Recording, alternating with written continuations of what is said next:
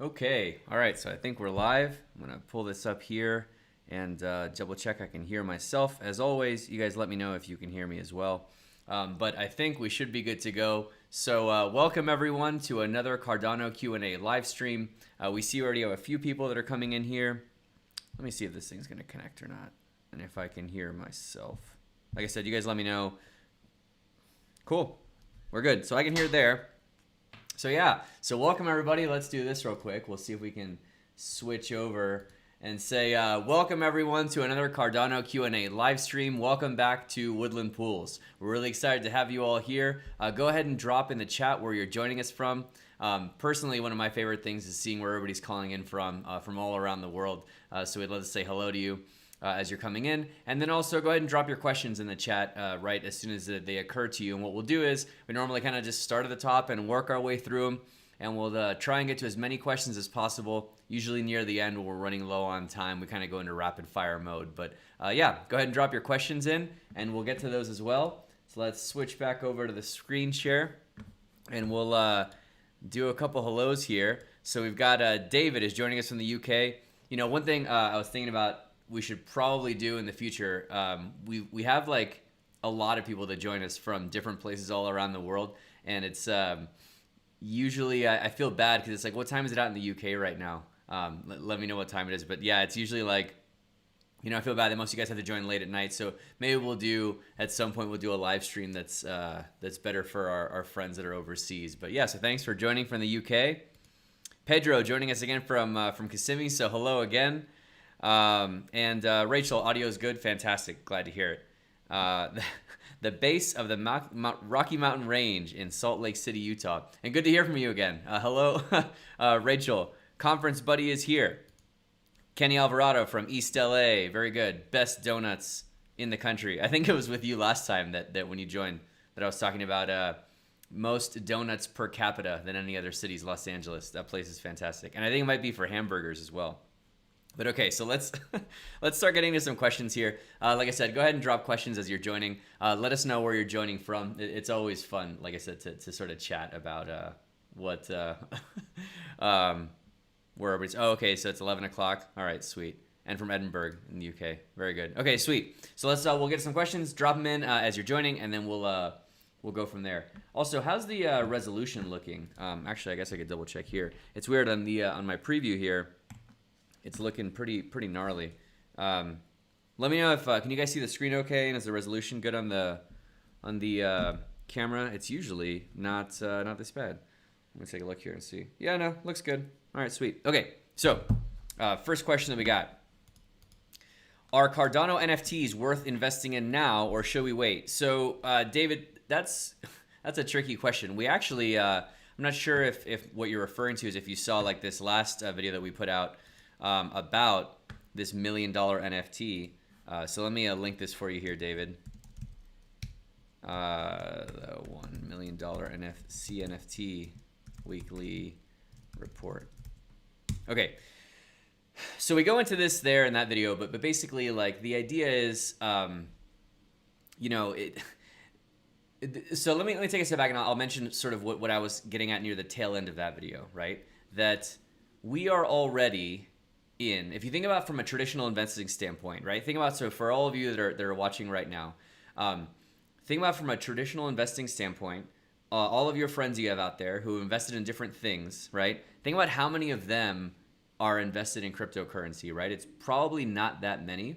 And even like if you think about like traditional sort of investments and financial managers and stuff like that, like even they would say like, okay, but do a very small percentage of your investment into cryptocurrency because it's a really risky asset class. And actually here, as always, let me throw this on while we're having this conversation. Yeah, this is not financial advice, so follow your own plan. But if what I'm talking about is more broadly, if you think about like people that you know, or even like financial experts that you talk to, right? And what a lot of them will tell you is that like crypto is like super risky and super volatile, and so tread very carefully. But so here we are, right? We're all like here invested in cryptocurrency, right? And we're here because we're enthusiasts of ADA specifically, in Cardano and the Cardano project. But if you think about it, it's sometimes easy to lose sort of our calibration in terms of like, when we're only just here talking about this different crypto content, and we're here and just following different crypto channels or people on Twitter or whatever else, and people that are already fully like in this thing, sometimes it's easy to lose our calibration that relative to like the rest of the world, this asset class is already pretty risky and pretty volatile. So like for at least for us personally, we figure, okay, we're already in this like quote unquote like riskier asset class, right? Which I fully believe in, and I fully believe in the mission of IOHK and Cardano and where it's going. And that's why we run this pool and have the channel. But within that, like at least for our personal risk tolerance, right? And that's what it is. It's about whatever your personal appetite and risk tolerance is. And for our personal risk tolerance, even just already being, having this much of an investment into cryptocurrency is already probably risky enough. And so we are happy to just kind of like stake our ADA and get our passive rewards coming back from that. And that's good enough. So we need to be careful that like we don't, now that we're already in this riskier sort of like ecosystem, that we don't kind of like run off and start getting all crazy and chasing every shiny thing that comes our way, right? So NFTs, so that's just sort of a broad statement. And NFTs in general right now, at least in the Cardano ecosystem, well really pretty much everywhere, but specifically in the Cardano ecosystem, are pretty much art based, right? Like art NFTs. So let's look at Space Buds is a good example. Space Buds is the one we talked about in that video. It's the most famous one on the Cardano blockchain. So let's bring Space Buds over. And yeah, I mean, there's a certain like they were first movers. They're really cute looking little things, right? But at the end of the day, it's just artwork. There's nothing functional about them. And so in terms of like, is it worth investing it now? Should you wait? For example, if you would have bought your Space Buds when they first came out, you would have been sitting on a pretty great profit. But the thing about it is that unless you know a lot about this space, like specifically the NFT space, and we definitely don't, like NFTs is not a thing that we like feel like we're experts in or anything, especially art NFTs. If it's not a thing that you feel like super confident in, I would say probably tread lightly and let the kind of the dust settle here, because there's sites like I think like When NFT. Let me pull that guy up. Yeah, When CNFT, where I mean you'll see there's just like constantly new projects launching, and so the thing is some of these are going to shake out and be like really great investments and worth a ton of money, but some of them are just not, right? And so to know the difference, unless you're like on the inside track on some of these releases or the developers or whatever else, right? Like let's look at the calendar. This is actually only like the second or third time I've even come to this site, but we can see here like these are already set to launch, right? And there's brand new NFT projects. So, there was this Twitter thread that we had linked. Well, it's in the video. You check out the video, but like look at the Twitter thread we linked in the video there, and like we go through some like different things to consider, because it's really tough to say at the end of the day when this all shakes out, like which of these are going to make it and which are not. So probably some good rules of thumb are, if it's not a lot of ADA and you actually like the artwork and you think it's cool and you want to have it because you want to have it, then cool. Then yeah, feel free to invest in that, and that's sort of what's on your plan to do. And then also like in terms of like if it's something where it's like a project that you want to support or something like maybe unique about it. Like I'm not gonna lie, like when we were at the conference, they had some what's the good word for it? Some limited edition NFTs like for the conference itself, the Cardano Summit. So we picked one up while we were there, but it was like, I want to say it was like $40 or something, and it paid in cash, didn't spend any of my ADA. So if it's something that you're doing because you're like, hey, this would be a cool thing, I'd like to just have it and this is fun for me, then yeah, sure, feel free. But like anything else, whether it's in cryptocurrency or the stock market or the housing market or whatever else, if you're buying it solely for the idea of buying it and flipping it quickly for a profit, that's where you really start getting into trouble, because you're combining a few different things. You're speculating on an outcome that must go the way that you want it to.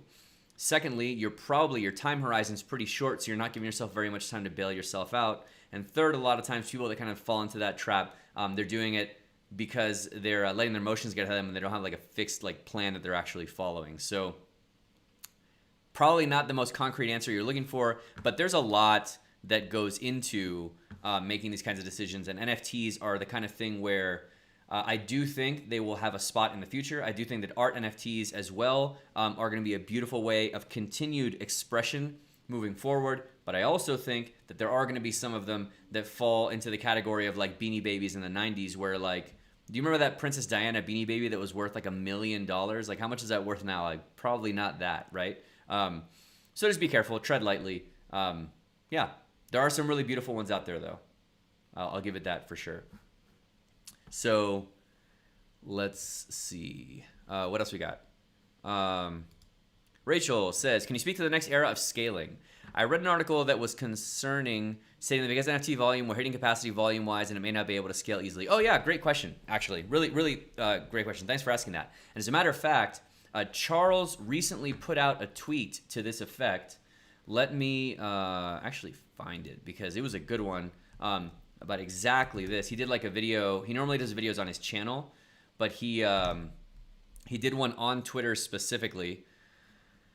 Let me find it, and I'll link it for you, Rachel. Here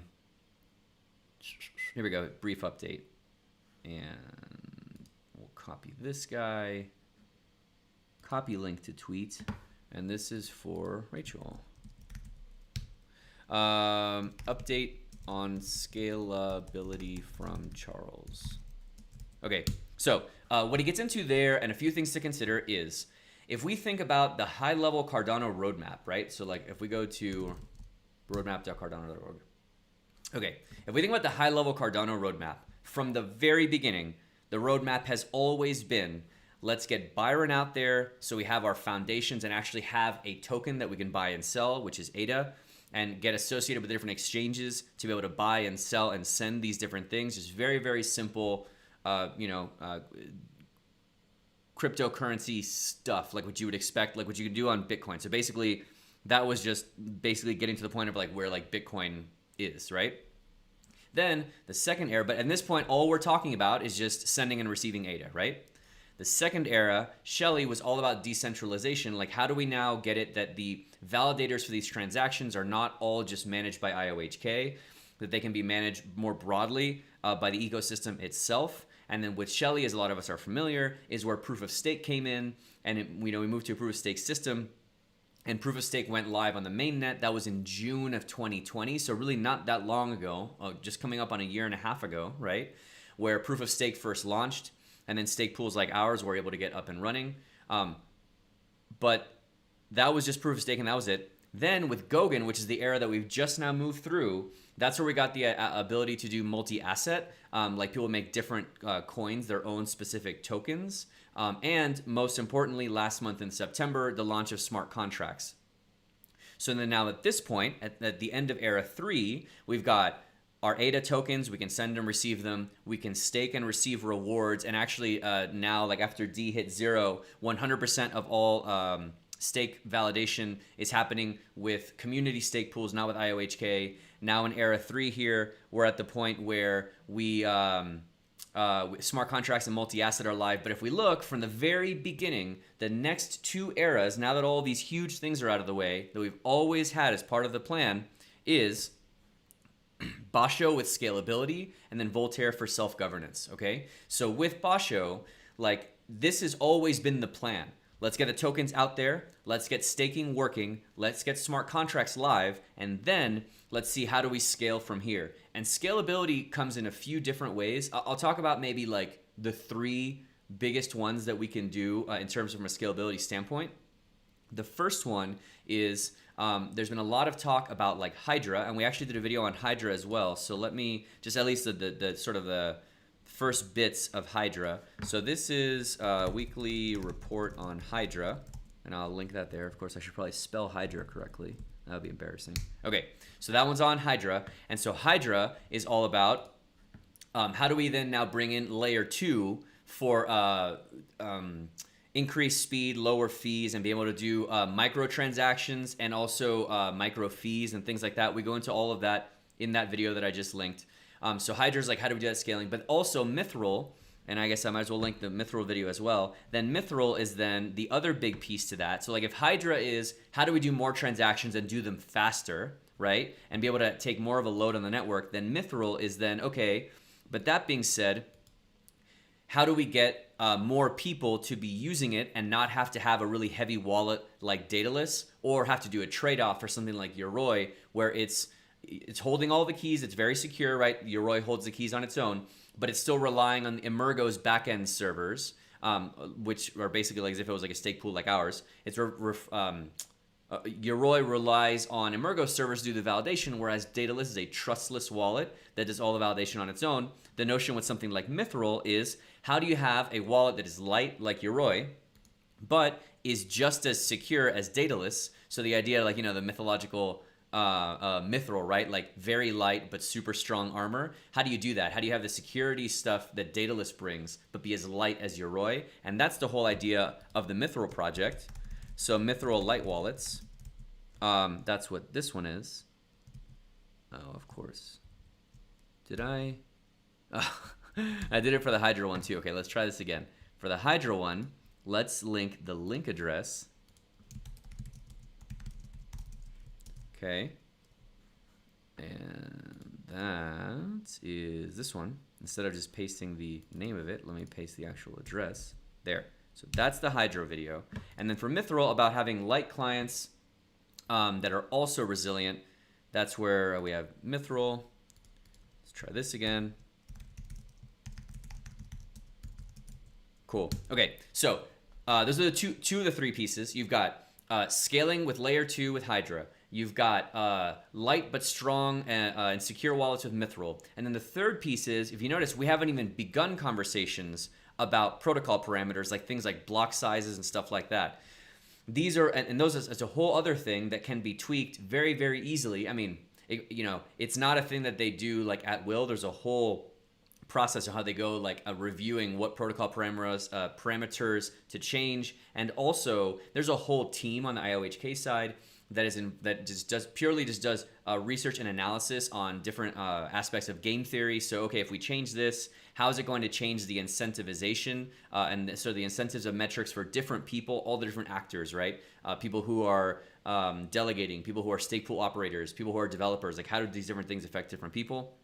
But that's a whole other aspect of things that you can change as well, like size of the blocks, transaction fees, things like that. So let's keep in mind, taking a step back to how we started this long rant in this conversation, that we're just now like right here, like on the boundary of Goguen and Basho, where scaling with, and let's keep in mind too that with Hydra, the papers and things for Hydra and some of these scalability things were written way back, like when this whiteboard was done and when the papers were first written, way back before anything started. These things were already thought about and were already written down, but they've been staged in when we actually approach them. So now that we've done the foundations, we've decentralized, we have smart contracts, now we're going to start implementing some of these things that have been on the roadmap since the very beginning. And so we're going to start seeing now some of these optimizations coming out in releases in the form of Hydra's formalization, work on Mithril, improvements to Daedalus, and then also protocol parameters to make sure that we can continue scaling properly. This is a kind of thing where it is a good problem to have. The fact that we're starting to see blocks that are starting to get like more and more filled. If we look at pool.pm, let me look here. So none of these were super full actually. So let's open like a new pool.pm window and look at some of the pool, what some of the blocks look like lately. So let's take a look. So that one is pretty empty. That one is pretty empty. Let's see here. So this one here. So this block, in terms of the total of the block and hold, was already 44% full. Let's see if we can find some that are closer to being full. 23%. Here we go. So look at this one. 72% full. So yeah, I mean, now that all these transactions are going on, like, yeah, like these things are happening. It's sort of getting closer to that threshold, but that's fine because now we start evaluating like, okay, so what should some of these new protocol parameter values be, and kind of where do we go from there? So, a lot of things in flight, a lot of things happening, but these are the kind of things that were expected to be coming at this stage in the game. And it actually, if you think about it, would be kind of concerning if we weren't seeing these blocks starting to get filled up, right? Because the block size was left deliberately low in order to make the initial like step into a proof of stake to make the hardware requirements and things like that approachable for anybody and be able to run on like a Raspberry Pi. The block sizes were left deliberately low. And now that, they were deliberately low on purpose and adoption is starting to come in and they're starting to fill up, then it's like, okay, cool. Yeah, good. We expected this to happen. Now let's start tweaking some of these parameters. It would be much more concerning if the blocks were not starting to get full when they were made deliberately small to begin with. Look at this guy, 68% full, the one that just came through. So yeah, so this is, I would say, is a thing that we are going to see in active development moving forward. It's a thing we expected to see. But, that being said, like the track record, especially, where did my roadmap go? The track record, especially after Byron, like with Byron, we all know that there was like, that they planned on a certain release date and then had to go back and rework a bunch of things. So it came out a lot later than expected.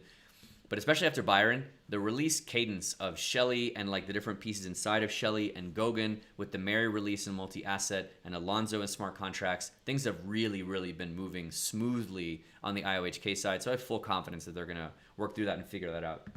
And the last piece that I'll say along this lines with this long rant is this. Yeah, cool. In the mid-month update, they went and talked about this a little bit more. Let me get this somewhere where you can see the whole thing. Yeah, perfect. But it is all the pieces that come with Plutus, and so all of these other things are going to be happening as well. So actually what we'll see is we're going to see probably even more adoption with smart contracts once this guy is going to be the big one, the Plutus application backend. Once this one launches and is available, we're going to see even more smart contracts going live, so even more transactions and even more load on the network. So the whole Basho thing is their top priority right now. Well, there's a whole team dedicated to that. And yeah, so it's a thing that we'll see a lot of work and a lot of announcements going into all this stuff moving forward. And that update that we linked here with that Charles had made on Twitter, we're going to actually cover that in this week's weekly report as well. So if you don't get a chance to watch it, no big deal. We'll be talking about it. So there's a really long answer for you about it may or may not be able to scale easily. I don't think that's going to be a concern at all. So I'm gonna drink some water and then we'll get some more questions here. Okay, so we got about 20 people with us. We only got about 6 likes. If you're enjoying it, give it a thumbs up. We're gonna go for about another 40 minutes or so. And if you give it a thumbs up, it really is helpful for the algorithm to let other people know that you're enjoying it, and we can get them in there and get their questions, get them in here and get their questions answered as well. Okay. All right, so Seth says, I've been browsing Cardano Cube every few days and see so many new projects every time. Are there new projects that are flying under the radar? Honestly, like there's so much that is coming now, and there's a tidal wave that's going to be coming. So let me pull this diagram back up, the Plutus components. So in order to run smart contracts, the bare minimum that you need is the Cardano node and Plutus core, and then the ledger and the interface that can bring all this together, and then the wallet backend for things like Daedalus. These are the pieces that you really need. And then you can write your Plutus application, but to do that, you're writing it at a very, very low level. Like, if you're not a programmer, it's hard to explain, but like very, very manual and very, very, like think of it this way. Like think about like if you're writing a program for like walking, right? And like if you had to like write like an algorithm to walk across the room, if it was a very, very high level expression, you would just say like start here, walk there, and that's it, right? But if you had to write it very low level, you might have to say like, okay, turn body this many degrees, then, like bend knees this many degrees, and then, okay, now bend knee and move leg forward, now place foot down, and then you have to like do that over and over and over again, and think about how much more involved that is to make these very, very low level commands to like, literally you could go as low level as you want in the example. You could like make examples about what your muscles would actually need to do, and then maybe like your toes like bending to like grip the carpet as you're stepping to get more friction, whereas like a very, very high level expression might just be, like I said, is walk to that corner and then let the rest of it kind of figure itself out. That's sort of an idea of like low level versus high level. What the Plutus application backend is going to do, we can see here, is a component that manages contract applications to run on users' machines. What it basically does is it makes it that a lot of the very, very lower level things can be abstracted. Some of the very common things that happen that developers would have to manually do, you can abstract a lot of those common patterns with the Plutus application backend. and make it in such a way that you can just like call these like helpers and things like that to make the development process a lot easier. And that is not out yet. So when that comes out, we've already seen a lot of projects that have launched now, but I expect that when the Plutus application backend comes out, and that's going to be in the next month or two, when that launches, we're going to see even more projects coming on because the barrier to entry to be able to write those smart contracts is going to dramatically reduce. So I'm certain that there are a bunch that are flying under the radar. None come to mind right now, but that's the thing, is that even if we had like a few that were like, ooh, this is a little gem that might really be great, it's not the kind of thing that we normally talk about on this channel, because what we like to do with this channel is like sort of cover things that have already proven themselves, cover things that are, you know, road tested and are showing that they have the ability to like go the distance. And so, for example, even when we're talking about wallets, we only ever really talk about like Yoroi, Adalite, and Daedalus. There are new wallets coming out now, like the Nami wallet and some of these other ones, and we will cover those. And Project One, which we talked about at a very high level, we will cover those and do tutorials on those and things like that. But once they've gotten some more road time and shown that, okay, they have the resilience to do what they need to do, they've been delivering on the promises that they've made, and we don't really want to bring it to a broader audience until we have a certain level of confidence that, okay, these guys are going to be doing it. A perfect example of this, by the way, is all the different like dexes that we see. And like, so you've got like ADAX, Sunday Swap, some of these others. And some of these teams, the stuff that they're like, the things that they're doing so far are really impressive. But to my knowledge, I don't know, maybe Sunday Swap, I think I probably would have heard if Sunday Swap was live already. But it's imminent now. Like in the next like few weeks, Sunday Swap will be live. That's what they've been saying. And so when that happens, if they go live, then let's see how some of these different competing dexes go. How resilient are they? How scalable are they? How are their fees? Like, things like that. How is it all actually working out? And when the dust settles a little bit, then we'll cover it more on this channel. Like, we try and stay away from kind of like the more of the rumor side and stay more to like, okay, here's what's out there and happening, and here's what we know is sort of like tried and true and battle tested. So yeah, there's probably a bunch of them out there, but we don't necessarily dig into any of that here. Pedro, in your opinion, what does it take to be a stake pool operator? That's a great question. So there's a few things to it. The first is you need to be comfortable like running and maintaining a server. You need to be comfortable with software development, at least enough like in the sense of like command line interfaces and understanding what's going on there, basic server security, that kind of thing. But then separately, so there's probably 3 pieces to it. The first one is running the actual thing and knowing how to run a stake pool and maintain a server. The second one is then, second one is like the obvious part is like the pledge of like, okay, and you have some ADA that you can like pledge to the pool, as like sort of your commitment to it. So there's a financial aspect there.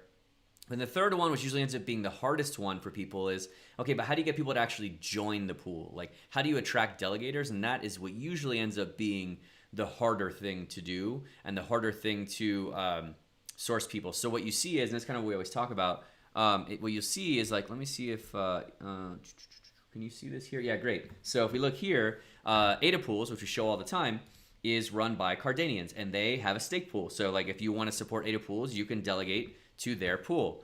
This one here, pool.pm, you can see is run by the Smog pool. Pool tool, usually, here we go, is run by Love and Pega. It used to also be Sky. I'm not sure if they like aren't involved anymore, but so for us, for example, like what we do is we say, hey, we have this channel, we have videos on tutorials to get you up and running on everything you would need to know, and then from there we do weekly updates to keep you informed.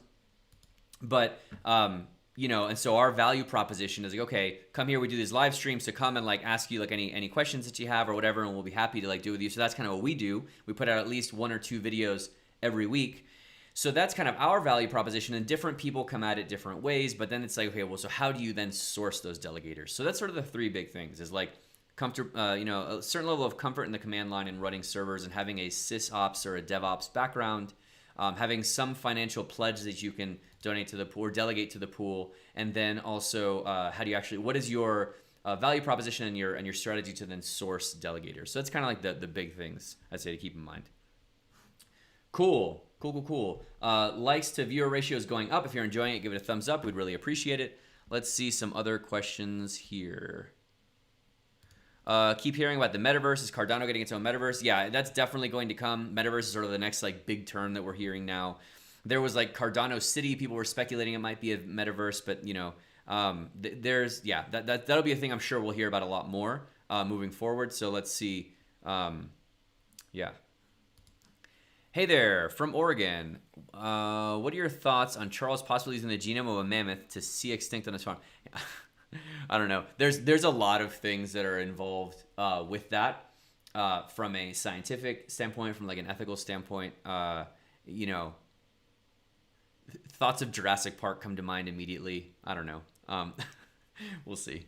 We'll see how that goes. I'm not sure. I think the bison that he's got there is cool, and and for example, being able to use NFTs to be. I know his plan is like because Beef Chain's a project in Wyoming right now where you can track livestock on the blockchain. So we were talking a little about NFTs earlier, right? A really great application for NFTs outside of just artwork, since it is non-fungible and it represents an actual thing.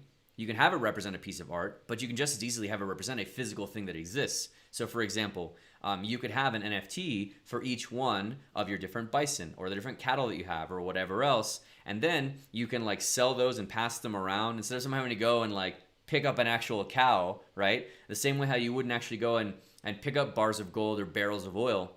You can get an NFT representing some piece, some unit of livestock, and then you can buy it, sell it. If that thing dies, you can burn the token, right? And you can do a lot of these with smart contracts. So so that'll be interesting to see. I find that much more interesting than the Jurassic Park stuff.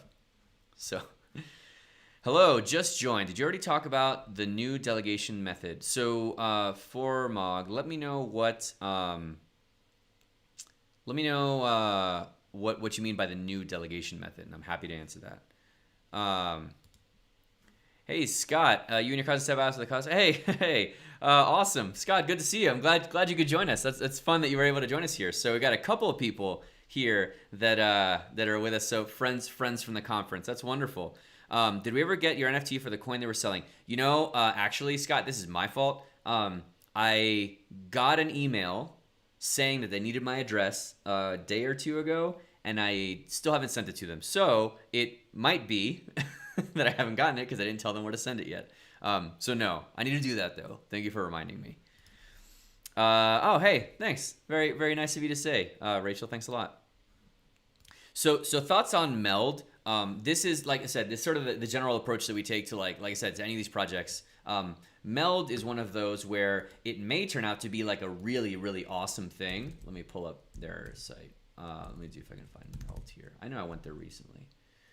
Here we go. Banking stack for DeFi. I'll bring this over here. Okay. So Meld is a really popular project that we're hearing people about because they're doing their ISO where you can, here we go, the ISPO, where you can delegate to their pool and for some amount of time. And then after that, after delegating to them, then you'll get some Meld tokens or whatever. Here's the thing. It sounds really cool. It might end up being really great. But this is my opinion on it is very similar to what we were talking about with the NFT thing. But what it actually becomes and how it actually like plays out, I mean, that's still, we have to see, right? Like, and so personally, like our approach is, again, cryptocurrency is risky enough, or rather, risky is a relative term. It's volatile enough as it is, right? We had to take like our hard-earned fiat to get the crypto that we have. All of us, right? All of us here that are watching, we're all on the same page here. We got however much crypto we have, but we had to like take our fiat to get it. And we've all seen the ups and downs and volatility in the market. Then from there to like be going and taking that hard-earned crypto that came from our hard-earned fiat, and then maybe like either buying it or delegating some of these projects that are yet unproven. That's what we personally at least stay away from. I know a lot of people are interested in this Meld project. And for a lot of people, I totally understand where they're coming from, where they say, look, I'm going to delegate to Meld for some amount of time. And when they do their airdrop, I'm going to get rewarded in Meld tokens. And so here's the important thing, right? This should be your mindset, is that if your mindset is, I'm going to delegate to Meld, and either the project goes great and these Meld tokens, I got them basically, well, actually for free. Well, not for free, right? Because you have the opportunity cost of the ADA you would have been getting. So it's like, okay, I got the basically for free, and now Meld tokens are worth $1 billion, and so now I made so much money, but I'm cognizant of the fact that they could also be worth nothing, and that's okay because that is a deliberate risk that I'm taking on to see where this project goes. If that's your mindset, then cool. But just be aware that what you're doing when you're delegate to one of these 100% Meld pools is that every epic that they are getting your rewards and you're not, if the Meld tokens end up being worth nothing, that's an opportunity cost of all of those epics that you delegated that you didn't get anything back. And I just realized that I still have got my disclaimer. I can probably take this guy off. And we'll go back to the, hey, if you like the channel, support and stake with Aspen. So I don't know. And I don't think anybody knows, right? This very similar to the different dexes like Sunday Swap and whatever else. They seem very promising. They're very engaged with the community. It seems very exciting, but nobody knows yet. So we need to wait and see how it actually manifests.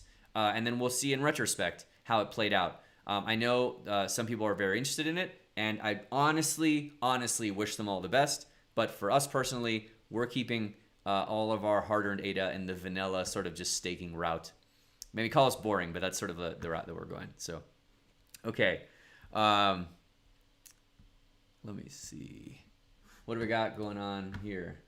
Oh, man. That's unfortunate. Let me delete this guy. Yeah, thanks. That's bad. Thanks. Where did this guy just saw this one here? Yeah, Ernest. Yeah, thanks. I appreciate that. So, by the way, if you want to join us in our Telegram group, please do. Now, let me do this. I'll do this, and we'll copy this here. We just had like somebody join and start saying some kind of stupid stuff, but this is our Telegram group. If you want to, there's a really good group of folks in there, aside from whatever that bot was that we just kicked out. But yeah, okay. Handy Dandy Notebook says, which pool is the best one to buy by Aspen Pools? Sorry, I'm not sure I understand the question. If you want to delegate and support the channel, delegate to the Aspen stake pool, which you can find if you go into your Roy or Daedalus or wherever. You come to the delegation list. You can search for either Aspen or for Woodland, and we'll pop up. Come on, Roy, work with me here. There we go. Do a search. And there we are. That's the only pool we have. So if you want to delegate and support the channel, we'd really appreciate it. But I'm not sure if it means something else. Let me know. Simon said, oh, and the links. Yeah, right. So the, yeah, for sure. Okay. Mega Maxim. I feel like you changed. So welcome back. Good to see you again. I feel like you've changed your name a few times, but I feel like you always make it harder for me to pronounce. But you have a question. Can you log into multiple PCs and Daedalus using the Ledger Nano X? Yes. And the reason is that, so you've got your Ledger. So let me do this. This is so annoying. We got this like overhead camera. I wanted to be able to do it so we can kind of like have a little like, you know, little for demonstrative purposes. So we've got like our Ledger here, whatever. See, like the focus though is terrible. So we're gonna probably not use it today. I have to figure out what's going on with this. But so let's say you've got your Ledger, right? You keep in mind that your private keys, your private keys live on the device. And all you're ever doing really when you're taking your Ledger and you're connecting it to something like Yoroi, I can actually show you right now. So so here's Yoroi, here's my Ledger Nano X, right? If I come in here and I want to do some kind of a transaction, I would just plug in my Ledger, I would confirm it to do anything I need to do, and that's it. But keep in mind that when you're doing that, Yoroi or Daedalus or Adalite, same idea. Actually, let me do this. Let's do that. So let's connect the hardware wallet. Let's unlock with the Ledger. I guess, you know what, let's see if this works out or not. So let's go there. Let's see if this thing behaves. So we've got our overhead camera here. Okay, so it's asking us to unlock it. So I'm gonna put in my I need to put in my PIN, which I'm not gonna show that. So let's do this and put in the PIN. Okay. Cool. All right. So okay, wrong Ledger app. Yeah, because I haven't gotten into it yet. So I'm gonna go into the Cardano app. Man, I really wish that was more legible. That's so unfortunate. And we're gonna hit OK. Let's try again. Unlock with Ledger. Man, that's unfortunate. So it says confirm export 6 public keys. So I'm gonna hit yes, and that's gonna load up, and we see here we go. So waiting for commands. So now we're waiting on the actual Adalite here. Okay, great. So now Adalite is up. hit close here. Okay, so this was the one that we've used for a lot of our videos and stuff. And so we can see here that I just came in and I just like paired with it and it just worked. This browser, right? So this has nothing to do with my ledger specifically, Adalite here, right? And I just pulled it up and it just worked and that's it, right? So the important thing to keep in mind is Daedalus, Yoroi, or Adalite in any of these cases are purely just serving as the UI to help you manage the coins that you have that you're running on your ledger itself. So since it's only serving as the UI, it doesn't matter. You could have Daedalus or Yoroi installed on 10 different computers, and you could just pair any with them whenever you need to actually do something. The cool thing is that because your address is publicly available on the blockchain, you can come here to your wallets, for example, and I can see that this ledger that we were just looking at has 0 ADA on it, and there's no security concern. Like for example, or there's no security concern with seeing my balance because it's a publicly available address anyway, right? So anybody that knew your address, like for example, if we come here to Pool Tool and I go to Delegators, see you can see everybody's address and how much they're holding. This is public information. Now nobody knows who these people are, but like if you know what the address is, you can see the balance. So in Yoroi, that's why you can just see already what these balances are because they're publicly available addresses. But in order to take action on any of these wallets, so for example, on the Ledger Nano X or on these software wallets, you need to, for the Ledger's case, you need to confirm it on the physical device. And for the software wallets, you need to put in your spending password. So you can pair with as many computers as you'd like, but at the end of the day, it's going to be the hardware wallet itself that you use to actually confirm and validate any transactions that you want to say, yeah, I want to send it somewhere or delegate to a pool or vote or whatever. So yeah. Did I listen to Naomi Rockwell on Fox Business News? I did not. I don't know. What did you think about it? Let me know. I didn't see it. Okay. To keep your data safe, use Daedalus and a Ledger X. Yeah, so, so the thing I would say to keep in mind, too, is that, like, from, I would say keep in mind that the real, so when you're doing software wallets, Daedalus versus Yoroi, there is a security gain there on Daedalus versus Yoroi because Daedalus is totally trustless and it validates all transactions for itself. And Yoroi has to rely on the Emergo backend servers to validate the transactions. But that being said, once you've moved to a hardware wallet and you have the hardware wallet is the one managing all of your private keys, public keys, and signing of all transactions, it's the ledger itself that's really providing that high level of security. So then from there, whether you use Daedalus, Yoroi, or Adalite, that is kind of arbitrary, right? Like the security gains of Daedalus over Yoroi when pairing with a hardware wallet, I would argue are, if not negligible, at least greatly reduced because you're not relying on Daedalus to be doing any of like the really secure work of the signatures. That's what your ledger is doing. So if you have a hardware wallet like a Ledger or a Trezor, you can use Daedalus, Yoroi, or Adalite however you want. If you're doing a software wallet, then yeah, if your computer can handle it, Daedalus is the way to go. And if not, Yoroi is still a great wallet. So that's, all of these things are better than being on the exchange. So yeah. Okay, so we're going to go for about another 15 minutes. Like I said, give it a thumbs up if you're enjoying it, and we'll get it out to some more people and get some more questions answered. Okay. Number one has a question. You minted a few Cardano NFTs, but I have to verify policy ID and not sure how to do it. Please help. And how much time for the policy ID review? So this is a pretty loaded because there's a lot of things there, right? So first of all, like, where did you do it? Did you do it on NFT Maker, for example?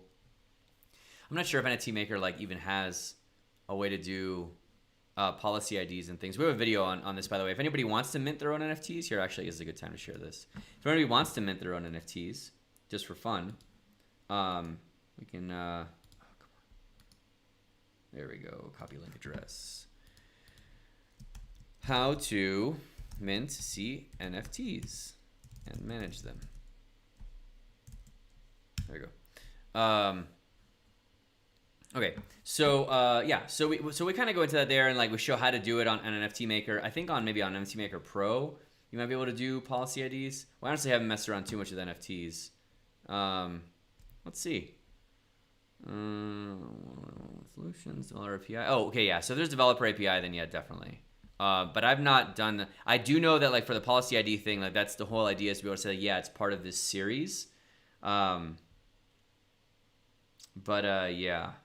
I'm honestly not sure. There's some folks like I know like Kaizen Crypto is really into CNFTs, so you can probably maybe ask one of them. Like we just show how to do like real basics of it, because like as I mentioned at the start of the stream, we don't personally like spending our ADA on art NFTs. That's just a personal opinion. So yeah. Okay. What's the difference between private and anonymous? What do you mean by that? Yeah. Let me know what you mean by that. Like, so, I mean, like the actual text definition, or how do you mean? So we talked about this a little bit earlier. Which projects built on Cardano are you most bullish on? I'll say it in terms of categories. DeFi will be the next big thing. Having decentralized exchanges and dexes like SundaeSwap or ADAX or AdaSwap or whatever, these things will all be like big things, but we don't know which one's going to win out. We talked a little about Meld a little bit earlier, so we need to see sort of how that shakes out. I'm more bullish on the categories of solutions that are going to be coming out versus one specific one, because none of them have proven themselves yet. So we want to wait and see sort of how that goes, and which ones are showing consistently that they can do the thing they said they're going to do. Those are the ones that we're of the mindset, especially for this channel, of let's be bullish of projects that are already doing well. Let's be bullish about their continued success versus speculating on which ones we think and hope might do well in the future. So, yeah. Okay. Thanks for the answer. So you can basically view your wallet on different devices at the same time. I was afraid to save my wallet from one of the machines. You didn't change your name? Well, oops.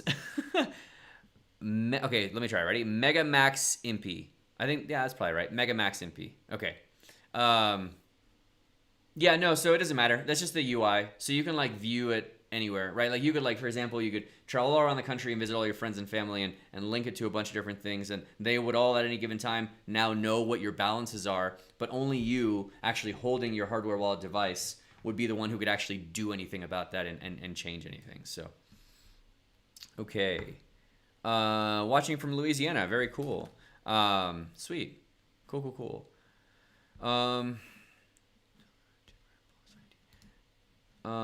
Yeah, so you're asking about verified policy IDs. Yeah, like I said, you might want to, like I said, I'm not sure what site you're even doing it on. So, okay. All right, sweet. So, I did want to show something here. Let me, it's got Adelaide working here. Get NFT Maker closed out. Well, that's okay. I was gonna show how to like port a wallet over, but that's all right. We can probably skip that here. So I will show one last thing before we go. For this new tool that we'd added a little while ago, the reverse payout calculator. So like a lot of times we have people that are curious about like, hey, there was a payout that just happened, and I want to know if I'm going to be getting rewards for that epic. So you can come here to woodlandpools.net.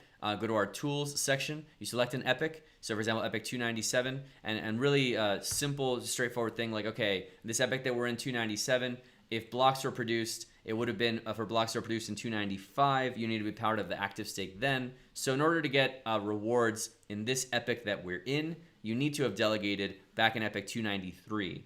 So you have to have delegated before September 27th to receive rewards during the epic that we're in. So I just wanted to kind of just show that. So people are just like aware of like a relatively new tool that we've added to the list. All right. You said that on a public ledger you can remain anonymous, so I'm wondering how it's possible to have private anonymous transactions through Cardano blockchain. Is it possible?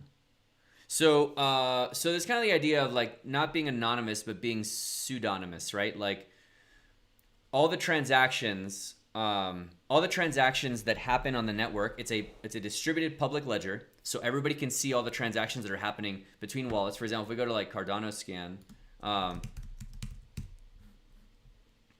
go to Cardano Scan, and you can see here. Yeah, here you go. So for example, these are all recent transactions. Everybody can see who sent from where to where. So it's not anonymous, right? But it is like pseudonymous in the sense that like you don't know who this person is, and you don't know who these addresses are, right? So you don't know who are the people behind these different transactions that are going back and forth, but it is a public blockchain that everybody can see what's moving between wallets. So hopefully that kind of answers that.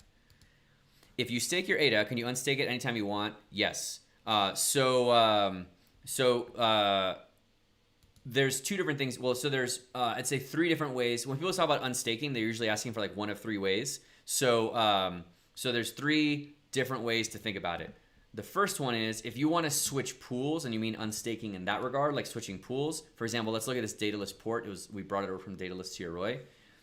It's right now, this wallet is delegated to ASPEN, but if we want to delegate to another pool, so we want to unstake from ASPEN and go to another pool instead, you literally, all you need to do is come to the delegation list and say, I want to delegate to, let's say, Hermes instead. And then that's it. Now you just come in and put in your spending password, and it'll go through, and then you'll be delegated to this other pool instead. So from that regard of just switching pools, you can do that at any time. From the aspect of, if you're saying, no, it's fine, I don't want to go to another pool, I want to take my 92 ADA that I have, and I want to send it back to the exchange, and I want to sell it, you can also, at any time, just take that, go to send, put in the address for your exchange wallet, send it over there, and then you can sell it, and there's nothing stopping you from doing it. You probably want to withdraw your rewards before you do that, but there's nothing preventing you to do that. There's no lockdown or freeze period. And then the third option of what you might be saying when you say undelegate is that some people say, okay, yeah, that's fine, but what I want to do is remove my wallet from the Cardano network and from staking completely. And if you want to do that, then you can. In your Yoroi, you just come to withdraw, and then when you do is you click, instead of, you can either just withdraw your rewards and stay registered with the network, or you can undelegate completely from the network, and you'll no longer have a staking address or anything, and you deregister. The only benefit to deregistering, we usually tell people just don't do this. The only benefit to deregistering, honestly, is just that you get back the 2 ADA deposit that you put down, but it's like the 2 ADA minus the network transaction fee you're gonna have to pay anyway. So it's like 0.17 ADA. So you're only gonna get back like 1.83 ADA or something anyway. So what we normally tell people is, if you're like done staking for now, and like, you say, okay, I'm gonna take all of my ADA and I'm gonna send it and I'm gonna sell it. If you think that you might buy more ADA and delegate again at some point in the future, withdraw your rewards, but stay registered. Like, don't deregister, like, because you're gonna probably use this wallet again in the future. So there's really no point in deregistering, in our opinion. You're only getting it back like a little over an ADA and a half anyway. So just leave the wallet registered, remove your rewards, send it to the exchange and sell it that way. But keep your wallet, tied to the network, and keep your staking address. That'd be sort of our recommendation, but it's totally up to you, right? So those are the three ways. You can switch pools at any time. You can send your ADA no matter what pool you're delegated to at any time. And if you really want to, you can completely withdraw from the network and not be delegated at all. Cool. So we'll probably do another question or two and probably wrap it up here. I have to go a little bit earlier than usual today. So Megamax Impy says, I see in your Yoroi you have a withdraw rewards option. In Dataless, it just adds to your total amount. How is that different? Yeah, so Dataless, so Yoroi, okay, let me take a step back. There is a difference from a protocol standpoint. There is a difference between your address balance and your rewards balance. They are two different addresses. In Yoroi, they call them out explicitly separately and show them to you as your your balance that you have, and then your rewards balance separately. And then you can see here, though, that I always think that this is confusing how they say total delegated, because your rewards are delegated. I don't know why it does it like this, but anyhow.